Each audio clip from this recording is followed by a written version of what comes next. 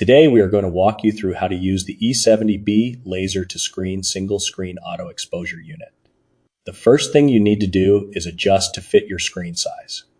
The pin locking system makes it very easy to swap between different screen sizes. Then load your screen. The pneumatic frame clamping system is compatible with both custom and major registration systems. After your screen is loaded, you're able to send your 1-bit TIFF file directly to the screen without needing to use any film positives or consumables like ink or wax. Once you click Send to Print, the LTS will do the rest.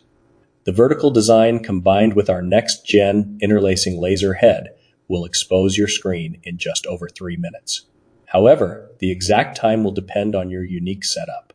We have the back panel open today so you can see the laser at work, but normally this is a completely enclosed process. There is a safe viewing window on the front door so you can see the progress. Once imaging is complete, you are ready to wash out your screen. This screen is coated with our Hydro X Red emulsion, which has been optimized for our line of LTS auto exposure units. But the LTS E70B is compatible with multiple emulsion systems.